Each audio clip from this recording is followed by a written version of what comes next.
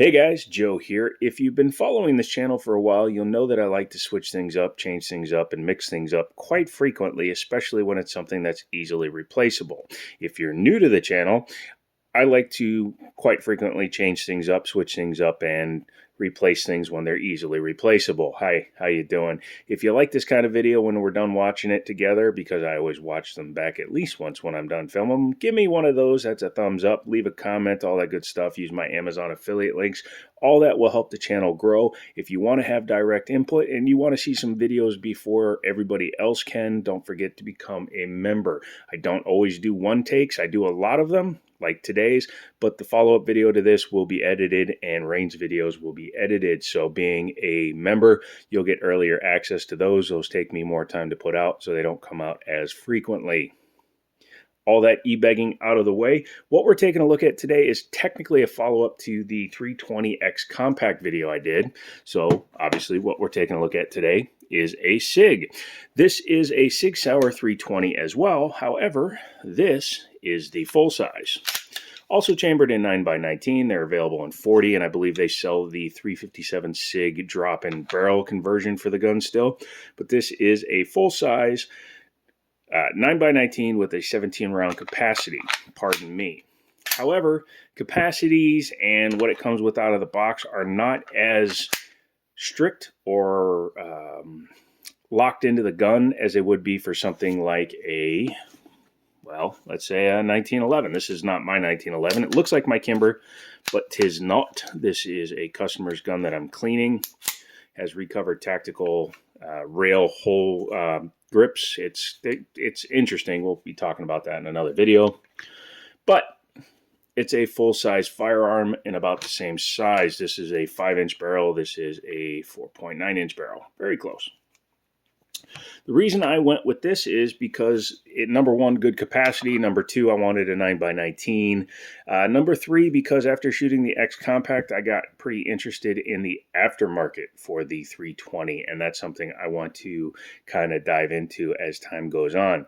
If you watched the original tabletop review of the X Compact, I said that I became kind of an expert at rebuilding the fire control units, and since I had the experience doing that, I decided to go with the full size because my brain keeps telling me if I bought the X Compact, I was just going to change the frame, the barrel, the slide anyway, so I might as well just start with the longer barrel and slide and be done with it. This one came from Liberty Arms. It comes with 2 magazines normally. However, I traded out one of the mags, and I'll show you why in a minute. But inside the box, you get a manual, sticker, all that good stuff, and a gun lock. I always put the gun lock, usually put the manuals under there too. I don't know why they're out, probably for the purpose of this video. But we can go ahead and move that aside.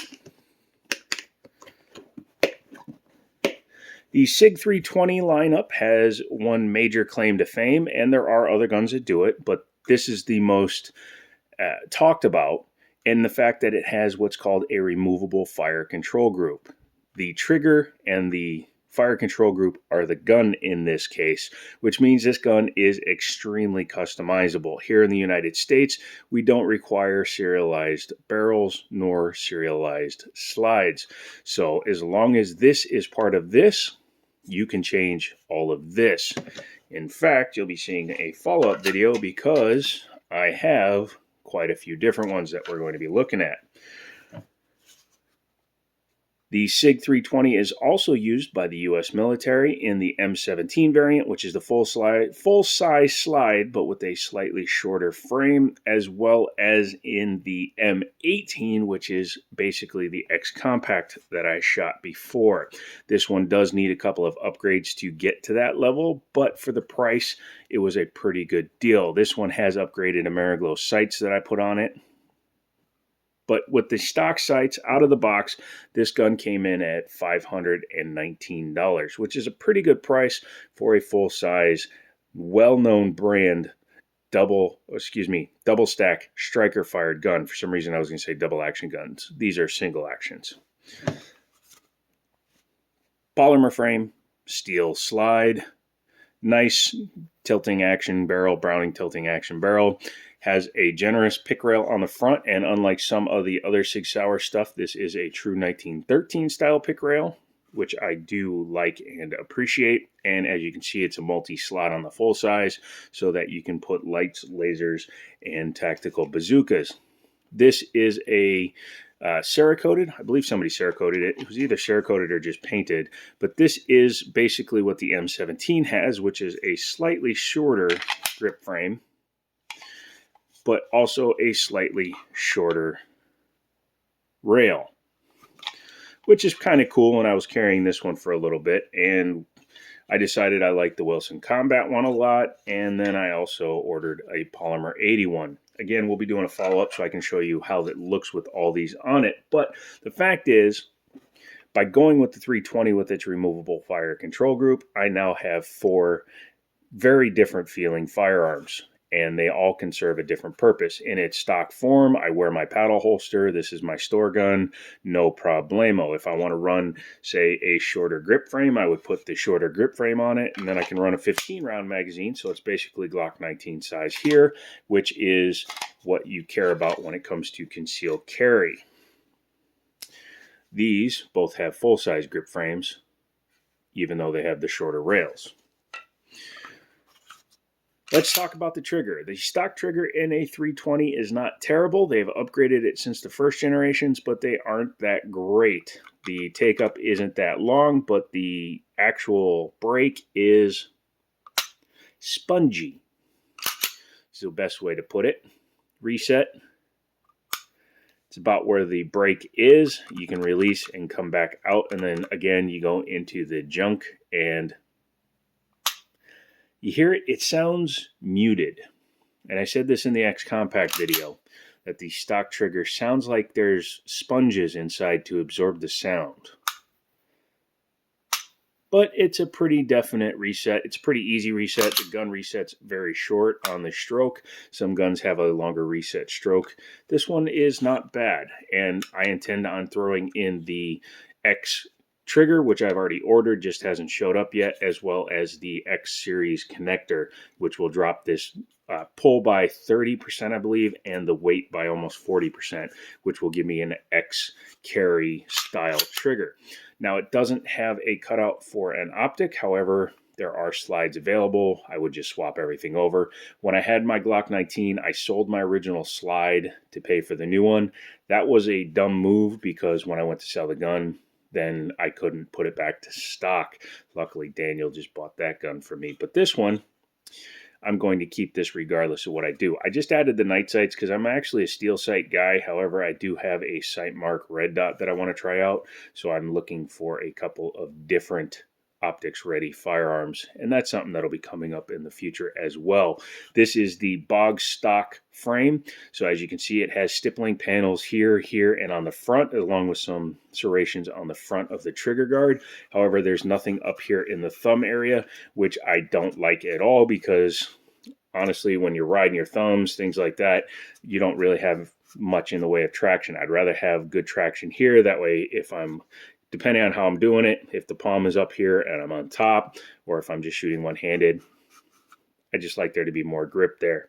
This upgraded grip does not have any of the extras. The X Carry and the X Frame guns, this is a Wilson Combat frame, but as you can see, it's very similar to the X Frames. Number one, the beaver tail is much higher. And number two, they all have texturing all the way up to here. So that's a good thing. But for 50 bucks, 60 bucks, you can swap out and buy as many frames as you want. This is a Polymer 80 frame that I paid 60 bucks for, and you'll be seeing that in a future video as well as at the range, because I think it's the one I like the most, but I'm going to show them all on the gun so you guys can see how they work. Let's pop this thing apart so you can see its force de jour. Go ahead and lock it back. Make sure there's nothing in it. Go ahead and put your takedown in the bottom position. And even though it's a striker fire gun, you do not have to pull the trigger to take it apart.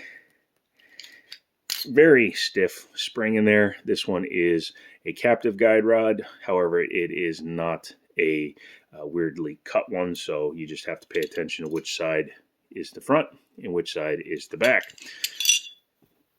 Very standard tilting action there. Squared off chamber. Very, very common. Very nice. Inside here, you can see it's got a lightning cut under there, so it takes a little bit of the weight out of there. Up here, it's all bog standard, drop safeties, striker tube, all that good stuff. I like the front and rear slide serrations. It does make manipulation pretty easy. I am thinking about going to the Gray Ghost Precision slide. If I do that, there will be a follow-up for that as well. Taking a look at the frame, full insert, as I said, and I'm going to pop it out real quick so you can see how easy they are. Number one, this is not something that if you don't have any experience you should be doing, or if you have some experience and you know what you're doing, it's a fairly simple process. I always recommend that you do it this way because this pin will just fall right out and it can be annoying. And the first time I did it, I put it back in wrong and I had to disassemble the entire fire control group, which is how I became an expert. For the sake of demonstration, I'm going to put it on the Wilson Combat. So you just take it, pop it back in. You have to get your tabs back here lined up in here. Once you've done that, you have to push down, push your trigger back a little bit so that it clears. If you have the flat face trigger, it's a little bit easier. And this being a aftermarket frame, it does have a little bit of alignment issues, so we're going to go ahead and wiggle it back. I'm going to use the magazine to knock it back just a touch until the hole lines up. That is something that will work its way in as you wear the frame in. But guess what? Now I have a Wilson Combat frame. Go ahead and do this because you got to find the right spot for the takedown. Once you work it in, I just like to keep spinning it until it works its way into the other side. Come on now. This is why the alignment is a little bit more important, so I may have to pause it and readjust. Give me a second. We'll be back in. Oh, no, we're actually good. We can still do it live. Okay. Once you've put it in, you'll see that it fits flush on this side. Put your takedown lever back into its down position, which flattens that out, which is necessary for the slide to go back on. And you're ready to go with your Wilson Combat frame. Reassembling the slide, you just take that. Take your guide rod, make sure that the smaller end goes in first. Guide rod needs to be horizontal, not vertical in any degree. Bring your gun back. Yep, sometimes you might have to reset the base of the trigger.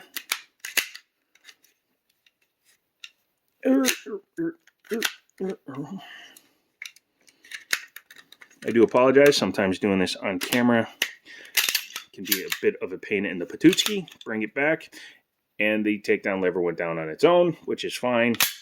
But now, as you can see, I have a slightly shorter, yes, I recovered from that mistake very well, slightly shorter frame, but the slide itself is cut longer to accommodate for that. Like I said, the M17 looks like this, but now you have a much higher beaver tail, much higher grip angle, and much more texturing. Better grip. The only downside is you do lose the shielding around your safe or your slide lock. And with this style, I noticed with the X frame that when I'm shooting and I'm holding down here, my thumb can go up underneath the slide lock and I lock the slide back when the gun is still loaded. So that's something that takes a little bit of getting used to. However, I like the magwell. I like the way it looks. I like the way it feels.